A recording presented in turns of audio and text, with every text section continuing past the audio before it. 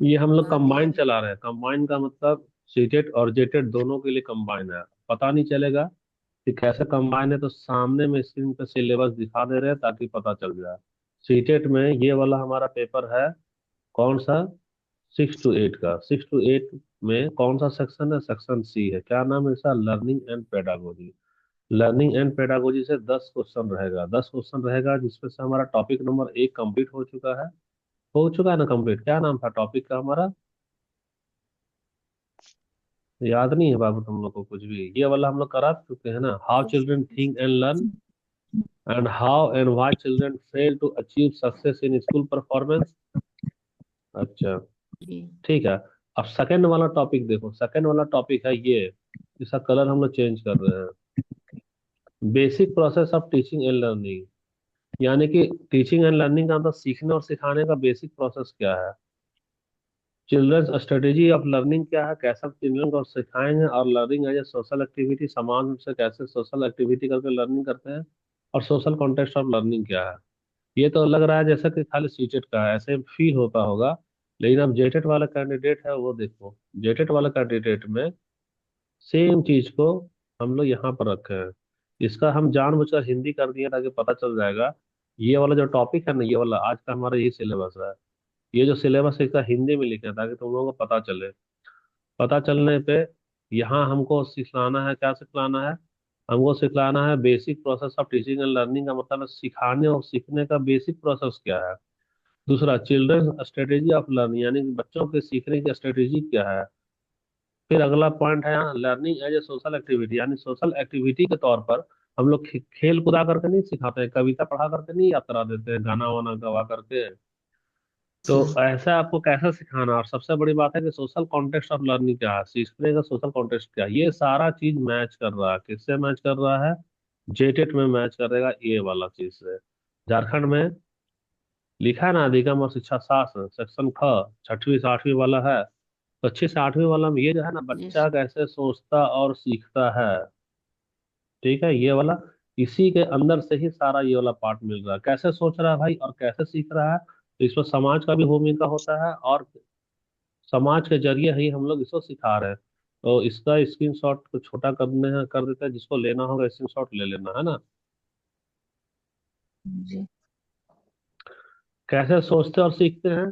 तो कैसे सीखते तो इसी में आएगा कि बच्चे को सिखाने की सीखने की स्ट्रेटेजी। पहले तो बच्चे को सिखाएंगे कैसे और बच्चे को सीखेगा कैसे है। इसका बेसिक प्रोसेस और यही बच्चे का बेसिक प्रोसेस देखो एकदम मैच कर गया। बच्चे को सिखाएगा तो कौन सिखाएगा? समाज भी सिखाएगा और टीचर भी सिखाएगा। तो उसका क्या स्ट्रेटेजी होना चाहिए? यहाँ पर बच्चे को सीखने से मैच कर रहा है। तो जब सिखा रहा है बच्चा, तो पियाजे तो रूम में बंद करके सिखाएगा, समाज से मतलब नहीं है। लेकिन वाइगोसी क्या कहता है? रूम के बाहर निकालो, सोसाइटी में रहने दो। तब ना कल्चर से सीखेगा, सोसाइटी से सीखेगा। वही चीज है हमारा सोशल एक्टिविटी और यहाँ सोशल कॉन्टेक्स्ट। तो कुल मिलाकर के यहाँ बात है सीखने का। तो यही हमारा बच्चे कैसे सोचते और सीखते हैं। तो ये वाला टॉपिक कोई कंफ्यूज नहीं होना चाहिए। इसी टॉपिक के अंदर का ये सारा पार्ट है। सीटेट क्या करता है, किसी भी टॉपिक को स्पष्ट रूप से लिख देता है ताकि बच्चा का कोई कंफ्यूजन नहीं होगा। रेगुलर एग्जाम लेता है इसलिए अपने विषय को स्पष्ट लिखता है। स्टेट टेट यानी कि झारखंड टेट 16 साल में एक बार लेगा, तो वो धुंधला धुंधला लिखेगा। जिसको अभ्यास है वो पकड़ लेगा, जिसको अभ्यास नहीं हो पकड़ ही नहीं पाएगा, कंफ्यूज हो जाएगा, है ना। तो स्टार्ट करने के पहले हम लोग स्पष्ट रूप से समझ गए हैं कि यह क्लास किसके लिए है, तो दोनों के लिए है। किसके लिए यह क्लास?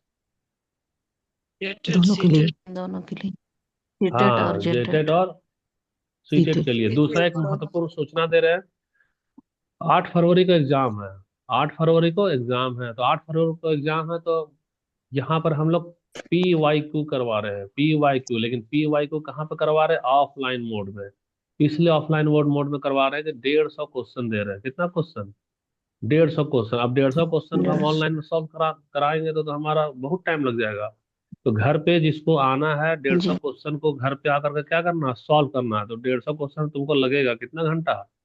2.5 घंटा लगेगा। 2.5 घंटा करो। 2.5 घंटा करने के बाद में इस दिन डाउट नहीं क्लियर करेंगे। अगला दिन फिर आने पे, तो अगला दिन आने पे जिसका जो गलती है उसका हम लोग क्या करेंगे? डाउट क्लियर करेंगे। ऐसा प्रैक्टिस कराएंगे कब तक? 7 फरवरी तक। कब तक? 7 फरवरी तक या 6 फरवरी तक करो। तो 6 फरवरी तक कराने का मिनिमम टारगेट हम लोग ये लिए हैं कि मिनिमम कम से कम 10 सेट बनाना है। ये कौन सा है, ये मिनिमम। और मैक्सिमम कितना सेट बनाओ, तो अगर ज्यादा मेहनत कर सकते हो तो ये बनाओ मैक्सिमम 20 सेट। इससे क्या फायदा होगा कि सेट जब बनवा देंगे तो सेट बनवा देने से, देखो, एक सेक्शन अगर अभी होता है तो एक सेक्शन से मिनिमम 4 क्वेश्चन आएगा, लड़ जाता है। मिनिमम 4 क्वेश्चन क्या करेगा, टैली करेगा। तो हमारे पास में कितना सेक्शन होता है, 5 सेक्शन है ना, याद भी नहीं है सिलेबस क्या, जी। कितना हाँ सेक्शन सर, होता है, 5 ईयर। 5 सेक्शन है। तो 5 सेक्शन। 5 सेक्शन है, यानी कि तुम इसे 5 से मल्टीप्लाई कर दो तो 5 4 जा क्या हो रहा है बताना, 20 क्वेश्चन हो गया। बी। तो 20 क्वेश्चन तुम्हारा क्या कर जाएगा, टैली न कर जाएगा। तो टैली कर जाएगा तो तुमको मान लो जी। अगर लाना है 90 नंबर, तो 90 नंबर लाना है तो 90 में 20 तो तुम्हारा मैच कर गया, वो बहुत बच गया क्या, 70 नंबर। तो तेरे लिए तो 70 नंबर का एग्जाम हो जाएगा। जी। ठीक है।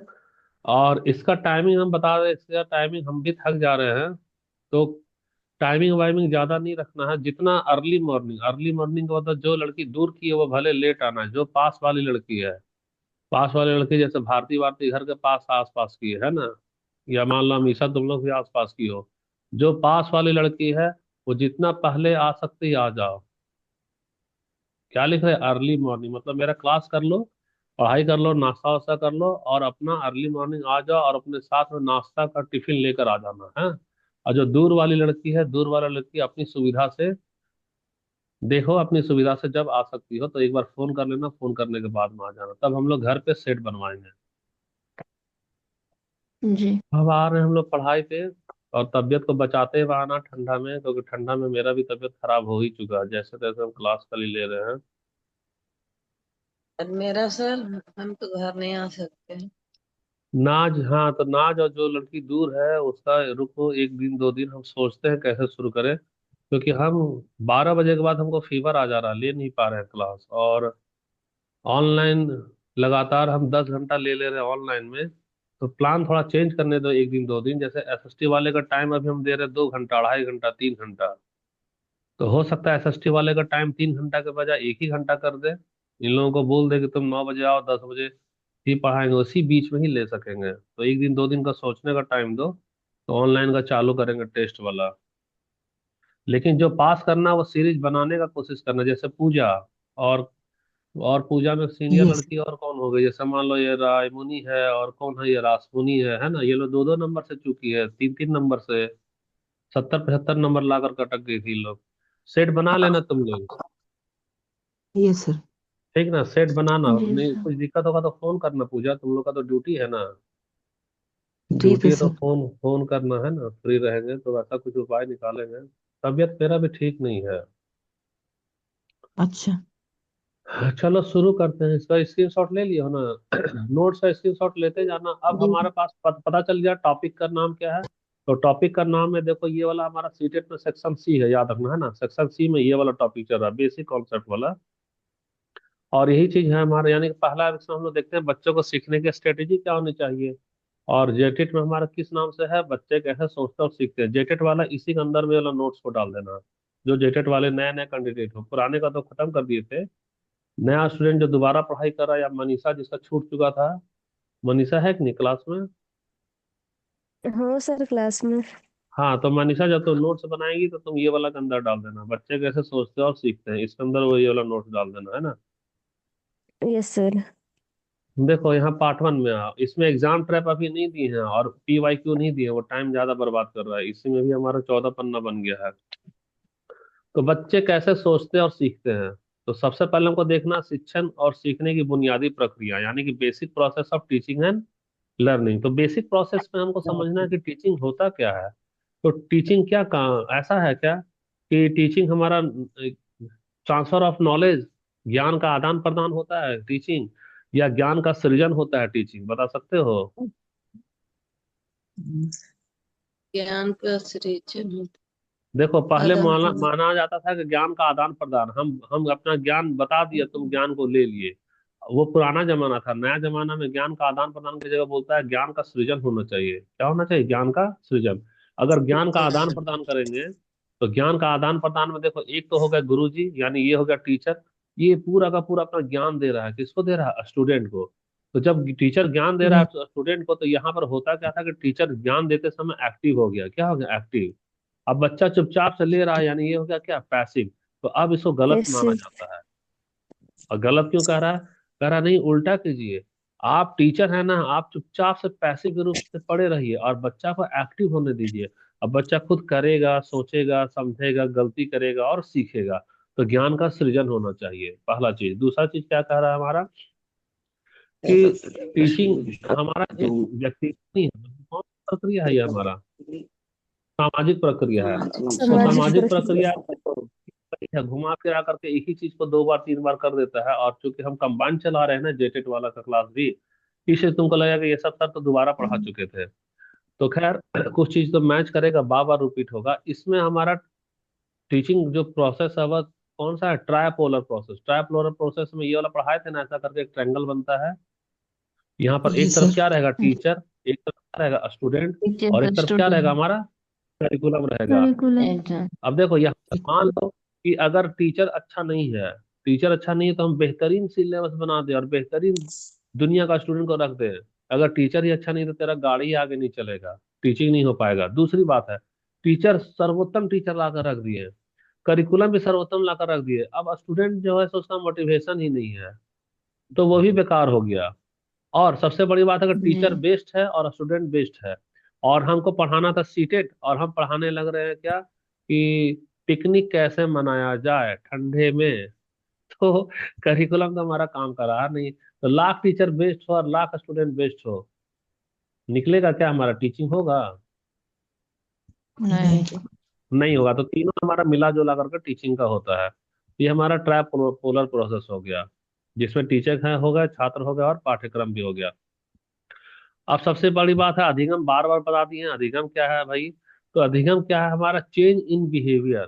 क्या लिखे हम लोग? उस दिन लिखे थे ना, अधिगम का मतलब लर्निंग क्या होता है? लर्निंग खाली सुन रही हो वही है लर्निंग?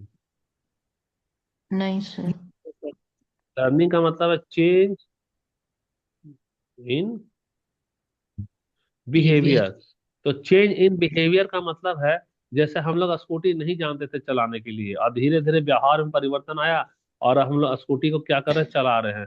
तो जब चला रहे हैं तो बुढ़ापा में तो भूलेंगे नहीं, नहीं भूलेंगे। तो ये तो हमारा क्या हो गया? लर्निंग हो गया।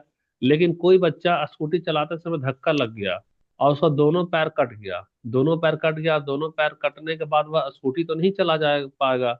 जब स्कूटी नहीं चला पाएगा, तो यानी कि अब उसमें अंदर क्या आ चुका है? चेंज आ चुका है, कि अब वह फिर से क्या है? नहीं, ना काबिल हो गया। क्या हो गया? ना काबिल हो गया। तो ये जो नाकाबिल हुआ है, ये जो परिवर्तन हुआ है, क्या इसको लर्निंग माना जाएगा? नहीं सर। माना जाएगा। और फिजिकल फिटनेस की वजह से अगर चेंज आता है ना, कोई शारीरिक बीमारी की वजह से आता है, तो उसको, उस परिवर्तन को हम लोग ये नहीं मानते हैं, लर्निंग में नहीं मानते हैं। याद रखना है ना। थोड़ा जी। फास्ट हो जा रहे होंगे तो बोलना, ठीक? तो अब देखो अच्छा एक चीज और है, हम लोग बुढ़ापा होते होते कुछ चीज को भूल जाते हैं। भूलते हैं कि नहीं भूलते हैं? भूलते बोलते हैं। हैं सर। है ना। तो जो बुढ़ापा होने के कारण कुछ चीज को भूल रहे हैं, तो वो भूलना भी तो व्यवहार में परिवर्तन आ रहा है। तो व्यवहार में जी। परिवर्तन आ रहा है, उम्र के साथ साथ में हो रहा है। तो होता क्या है कि देखो, हमारा व्यवहार में परिवर्तन कब होता है? या तो अनुभव के साथ, या नहीं तो अभ्यास के साथ में। इसलिए लर्निंग अधूरा है बिना अभ्यास का और बिना अनुभव का। और अनुभव कैसे होते हैं? हर दिन होती है अनुभव। तो हर दिन होती है, इसीलिए इसको बोला जाता है जीवन भर अनुभव होता है। तो जीवन भर तुम्हारा लर्निंग होता है। इसलिए लर्निंग हमारा कैसा प्रोसेस है?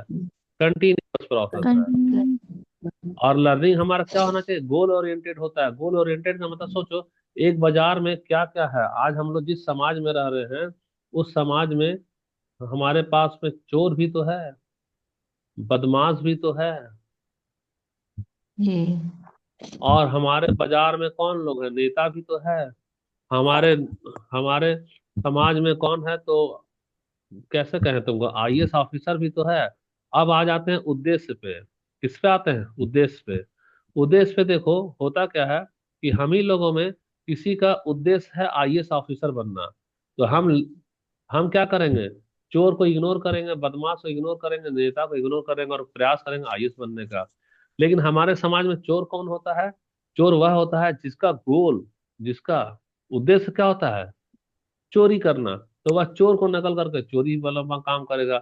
जिसका गोल होता है बदमाशी करना, वह बदमाश को नकल करेगा। जिसका गोल होता है नेता बनना, तो हमारे आसपास के लोग क्या बनते हैं? नेता बनते हैं ना, वो नेता बनेगा। लेकिन हमारा अगर गोल है आईएएस का, तो लर्निंग भी कैसा होगा हमारा? आईएएस वाला ही लर्निंग होगा। इसीलिए लर्निंग हमेशा कैसा होता है? उद्देश्य से पूर्ण होता है। कैसा होता है लर्निंग हमारा? उद्देश्य। उद्देश्य जो चीज अभी तुम ही लोगों का उद्देश्य है जेटेट का, तो तुम लर्निंग किसका कर रही हो? जेटेट का लर्निंग कर रही हो। जो मकसद है वही ना सीखता है, बिना मकसद का कोई सीखता है क्या? बताओ। नहीं। नहीं। नहीं। अच्छा ठीक है, अब आ जाओ हम लोग phase of learning. Phase of learning की बात करते हैं। तो फेज ऑफ लर्निंग यानी कि जैक्सन जो बोल रहे हैं कि सीखने और सिखाने में हमारा शिक्षक का भूमिका है। तो शिक्षक का भूमिका है, तो शिक्षक को सिखाने के पहले क्या क्या स्टेज से गुजरना पड़ता है? तो 3 स्टेज है। सबसे पहला क्या है? Pre active phase. Pre active phase का मतलब सोचो, हम आज लिख दिए हैं कितना बजे का टाइम, 4:30 का टाइम लिखे थे ना, देखो यहाँ पे हम लिखे हैं आज अचानक जी। से 4:30। देखो है क्या? तबीयत थोड़ा सा नाजुक है। तो नाजुक का मतलब है ऐसा नहीं है कि हमारी नींद टूटेगी 4:30 में। हम उठे तो अपना ही टाइम में है, कितना बजे?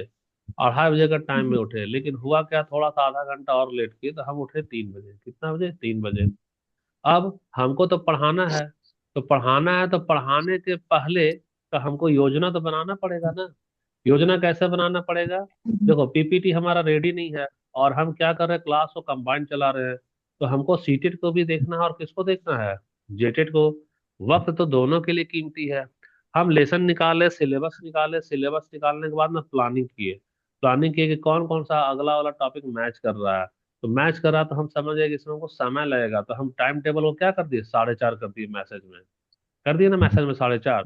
हमारा जेटेट वाला तो सिलेबस जी। पढ़ाया हुआ था, उसको थोड़ा सा छोटा किए। सीटेट वाला को टॉपिक मर्ज किया, मर्ज करने के बाद एक लेसन प्लान बनाया, अभी तुरंत लेसन प्लान बनाया। लेसन प्लान बनाया तो हमारा हो गया कितना, 4:38। 4:38। जैसे ही मेरा बन गया, वैसे ही हम ग्रुप में क्या किए, लिंक भेज दिए। तो लिंक भेज दिए तो देखो तुमको जी। हमारे पढ़ाने में एक झलकेगा, उसको कहेंगे आत्मविश्वास। क्या झलकेगा तुमको? बार बार आत्मविश्वास होगा। आत्मविश्वास क्यों झलकता है? क्योंकि हम कभी भी नींद में उठते हैं और क्लास लेते हैं, ऐसा बात नहीं है। हम जितना बार भी क्लास लेते हैं, अगर हम तुमको पढ़ा रहे हैं 30 मिनट, कितना पढ़ा रहे हैं, 30 मिनट, तो उस 30 मिनट का तैयारी हम लगभग कितना करते हैं, 2 घंटा करते हैं। अपना पीपीटी बनाए, अच्छे से चेक किए। आज हमको ज्यादा पढ़ाना है, तो आज हम पीपीटी में इसको हटा दिए। देखो किसको हटा दिए, हम बार बार एग्जाम ट्रैप देते थे ना, एग्जाम ट्रैप को हटा दिए हैं। जी। और हम क्या किए हैं, पीवाईक्यू को हटा दिए। क्यों हटा दिए? क्योंकि ऑलरेडी हमारा क्या हो चुका था, लेट हो चुका था। तो जब तुम इतना योजना बनाओगे, तो तुमको पढ़ाने में क्या झलकेगा, कॉन्फिडेंस। आवाज ही बता देगा कि हाँ तैयारी एकदम बुलंद है। तो कोई भी जब हमारा टीचिंग होता है, तो वह प्रभावशाली होगा। जैसे हमारा सीडीपी, हम इतना ठंडा में शायद ही कोई दूसरा विषय जो तो 4 बजे कोई पढ़ाएगा, तो सब सोने वाला टाइम है ना। लेकिन सीडीपी में भी 4 बजे से क्यों तुम लोग आ रही हो, क्योंकि कहीं ना कहीं सीडीपी हमारे लिए कैसा है, एक प्रभाव छोड़ रहा है। और यह प्रभाव क्यों छोड़ रहा है? जो हम प्लानिंग के साथ और लेसन प्लान के साथ चल रहे हैं। अगर हम प्लानिंग नहीं करें, लेसन प्लान नहीं बनाए, देखो यही सीडीपी, तुमको मजा नहीं आएगा। तो पहला स्टेज क्लियर हो गया कि कक्षा में जाने के पहले हमको क्या चाहिए, एक योजना चाहिए, एक लेसन प्लान चाहिए। उसको कहेंगे प्री एक्टिव फेज, यानी पूर्व तत्परता। कौन सा पूर्व तत्परता? दूसरी बात देखो, जब हम पढ़ा रहे हैं, दौरान पढ़ाने के दौरान हमारा होता है inter active phase. Inter active phase का मतलब है कि हमारा क्या हो, कम्युनिकेशन हो, किसका, शिक्षक का और छात्र का। संपर्क। तो तो हम तो बार बार ये चीज पूछते हैं ना कि एक्टिव रहो, कुछ भी सवाल देंगे तो फटाफट जवाब दो। तो ये जो इंटरेक्शन होता है पढ़ाने के दरमियान, क्या वह अंतः क्रिया होता है। अंतः क्रिया से शिक्षण कैसा बनता है, प्रभावी बनता है। क्यों प्रभावी बनता है? तुमको पता ही नहीं चलेगा। और हम तुमको पढ़ाने के दरम्यान में डायग्नोस्टिक कर लेंगे। डायग्नोस्टिक का मतलब होता है क्या, जांच कर लेना। क्या कर लेना? जांच कर लेना कि जांच तुमको कर। परेशानी कहाँ, किसकी जांच करेंगे, तुमको परेशानी कहाँ है। और जैसे डायग्नोस्टिक हो जाएगा, वैसे ही हम अचानक से क्या कर देंगे, रिमीडियल देंगे। रिमीडियल का मतलब होता है उपचार कर लेना। जैसे कि हम पूछ लिए सवाल, बताओ जी समझ में आया, अगर दिखा सन्नाटा तब समझ गए यहाँ परेशानी है। तो उपचार में हम क्या करते हैं, हम जो उदाहरण देते हैं, हम उदाहरण का संख्या क्या करेंगे, बढ़ा देते हैं। बढ़ाते जाएंगे। तो भले तुम चुपचाप रहोगे, कुछ नहीं बोलोगे, लेकिन हम अपने मन से उपचार कर दे, जहां दो चार उदाहरण देंगे तुमको पट से क्लियर हो जाएगा। जैसे कि अभी हम लोग एक दिन पढ़ा रहे थे मेटा कॉग्निशन, तो मेटा कॉग्निशन पढ़ा दिया, पूछे जवाब, तो मिला सन्नाटा, समझ गए यहाँ परेशानी है। तो हम उदाहरण बढ़ाए, उदाहरण बढ़ाने पे हम एक एग्जांपल दिए, तुमको याद है कि नहीं, नहीं जानते हैं। ये दिए थे याद सहाय है सर, स्कूटी, याद है। सहाय स्कूटी। जी जी सहाय जी। स्कूटी है, तो हम तुम्हारा उपचार कर दिए, जैसे नया वाला उदाहरण दिए सहाय स्कूटी, वैसे ही तुमको क्या हुआ, समझ में आ गया ना। यस जी सर। ठीक है, तो जो क्लास अब्सेंट हुआ होगा उसको तो नहीं मालूम चलेगा। तो पहला फेज हो गया हमारा प्री एक्टिव फेज, दूसरा है इंटर एक्टिव फेज, और तीसरा post active phase. Post active phase का मतलब है कि जब हम शिक्षण कर लेते हैं तो उसके बाद एवोल्यूशन जरूर करना चाहिए, इसीलिए हम लोग क्या करते थे, एमसीक्यू भेज रहे थे ना एमसीक्यू पढ़ाने के बाद में। जी पढ़ाने के बाद में एमसीक्यू जी। भेजते हैं, उससे पता चल जाता है कि बच्चे ने कितना सीखा। तो तीन फेज याद हो गया सभी को। यही हमारा फेज जी ऑफ सर। टीचिंग कहलाता है, पहला प्री एक्टिव, दूसरा इंटर एक्टिव, और तीसरा post active. Post active page. अब देखो, सबसे पहली बात है कि प्रभावी शिक्षण के लिए कुछ सूत्र है। सबसे पहले कैसे कैसे हमको चलना चाहिए। सबसे पहले हम लोग कैसे चलते हैं, known to unknown. Known to unknown का मतलब नॉन। है कि हम अचानक से वही चीज बताएंगे जो तुमको पहले से मालूम है, जो तुमको पहले से मालूम है। जैसे सोचो, तुमको पहले नोन का मतलब है, पहले तुमको मालूम था साइकिल, पहले तुमको क्या मालूम था, साइकिल। और अननोन साइकिल। के रूप में अब हम तुमको क्या सिखा रहे हैं, स्कूटी सिखा रहे हैं।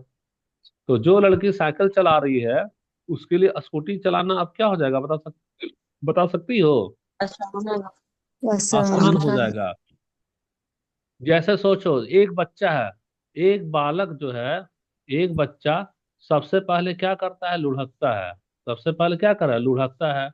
लुढ़कने के बाद में वह क्या करता है, चलता है, एक साल बाद। मिलता और है। चलने के बाद अगला साल वह क्या करता है, बता सकती हो, आसान दौड़ता चला है, लेता है। दौड़ता है ना। तो जी। वह वही चीज, अब बच्चा जैसे ही पैदा हुआ, क्या बच्चा पैदा होते ही दौड़ना चालू करता है क्या, नहीं। नहीं सर। नहीं। नहीं। यानी वो किससे जा रहा है, ज्ञात से अज्ञात की ओर, यानी कि नोन टू अननोन। तो एज ए टीचर हमको टीचिंग भी क्या करना चाहिए, पहले नोन से अननोन, पहले जो बता चुके हैं उसको समझाते हुए नहीं बताए हैं उसकी तरफ बढ़ना चाहिए। अच्छा, दूसरा हमारा concrete to abstract. Concrete to abstract का मतलब है कि पहले हम वो चीज बताएं जो इंद्रियों से दिखे। जैसे मान लो हम लोग इंद्रियों से दिखे का मतलब है कंक्रीट टू एब्स्ट्रैक्ट का वैसा चीज, जैसे कि एक एग्जांपल में हम लोग कैसे समझा रहे हैं। एग्जांपल में हम लोग ये समझाएं कि पहले एक तुमको ऐसा आग लगाए, लकड़ी में क्या लगा है, लकड़ी में आग। ये देखो ये लकड़ी है, ये हो गया लकड़ी, लकड़ी में क्या लग गया है, आग लग गया है। अब बच्चा इसको देख रहा है, जब बच्चा देख रहा है तो इसमें ना कोई कागज डालेंगे, क्या डालेंगे, कागज। कागज डालते ही कागज क्या उठेगा, बता सकती हो, जल उठ गया, जल उठा। और हम्म। हमको महसूस क्या होगा, बता सकते हैं, हमको महसूस होगा इसकी गर्मी का, क्या, इसकी गर्मी का। तो अभी हम लोग इसको दिखाए हैं, जब बच्चा को दिखाएं तो ये कौन सा दिखाएं, तो मूर्त अवस्था में दिखाया है ना, यानी कंक्रीट है, ये क्या है, ठोस है। अब मान लो कि 30 दिन बाद, 30 दिन बाद हम सिर्फ उससे पूछेंगे, क्या करेंगे, पूछेंगे, पूछेंगे कि आग कैसी होती है, ऑप्शन देंगे, ठंडी, और एक देंगे हम लोग गर्म। तो देखो अभी जब पूछ रहे हैं तो यहाँ आग तो उसको दिखा नहीं रहे हैं, नहीं दिखा रहे, तो वह आग का क्या करेगा, बता सकती हो, इमेजिन। कल्पना। तो कल्पना जब कर कल्पना रहा है, अभी वह मौजूद नहीं है, तो इसी को बोलता है अमूर्त, जिसका कोई मूर्त नहीं है। जब जी। कल्पना करेगा तब बता देगा, नहीं सर आग कैसी होती है, तो गर्म होती है। तो हम बच्चा एक बालक है मान लो, जो कभी जिंदगी में आग नहीं देखा है, उसको हम कल्पना करके बोलेंगे कि आग ठंडा है कि गर्म है, कभी बता पाएगा इसका जवाब वो, नहीं। नहीं सर। नहीं बता पाएगा। Attendance ले लेना है क्या, देवराज आया है। अच्छा, क्लास का टाइम हो गया, हम ये दूसरा लिंक भेजेंगे अभी।